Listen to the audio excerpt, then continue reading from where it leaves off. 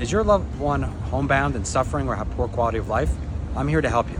I'm Bienstock, and I'm a board-certified plastic and reconstructive surgeon. My specialty is wound care, particularly in those that are homebound and bedbound. Today we're going to talk about quality of life and how to manage this. A lot of my patients are homebound and bedbound. They suffer from dementia or other illnesses such as Parkinson's disease, and they don't have excellent function or quality of life. The question is, how do you manage this?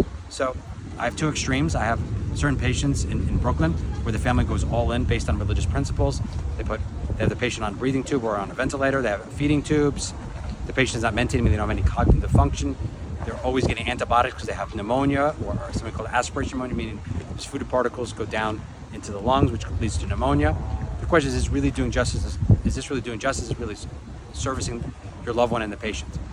I'll give you an example. I had a patient that unfortunately passed away last week. The family is religious, but the son is a healthcare provider, and we had a long conversation. The nurse wanted to go all in putting a feeding tube in, doing what's called TPN, meaning doing nutrition via the IV until we got the feeding tube, doing a lot of invasive measures. And the son, who's a physician as well, even though he's religious, knows that like his father did not want this. They had a long conversation before his father's dementia really progressed, and he wanted to have his father have quality of life.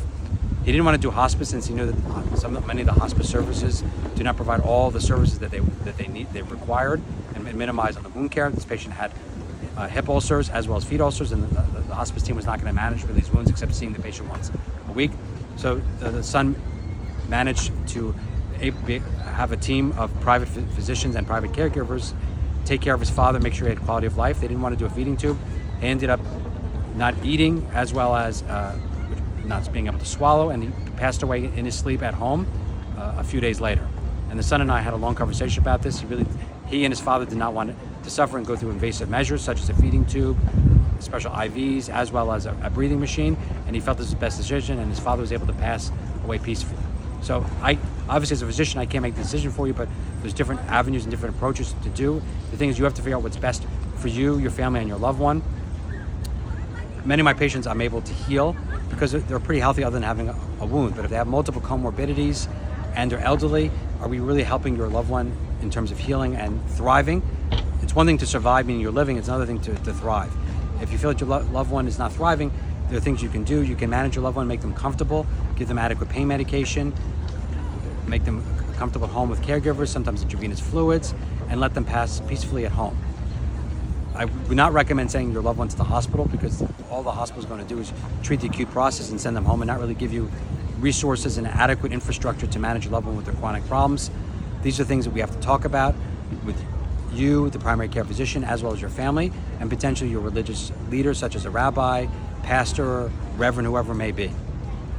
I'm not personally a big fan of the hospice services that I've dealt with since they don't really provide adequate wound care services. Some of them, not all of them, wait for the patient really to come end of life, not addressing the palliative needs as well as the quality of life needs. These are things you have to address if you're exploring hospice. Many of my patients, when they have adequate caregivers as well as family members present, they can really provide almost a hospice team within their own family network to take care of the loved one in the home before they pass. If you have any questions or comments or feedback, please provide it below. I think it's a really important conversation to have with your family before they deteriorate, whether it's from a chronic condition or acute condition. I'm here to help and give you guidance. Please leave questions below and make sure you subscribe, and I look forward to our next episode. Thank you so much.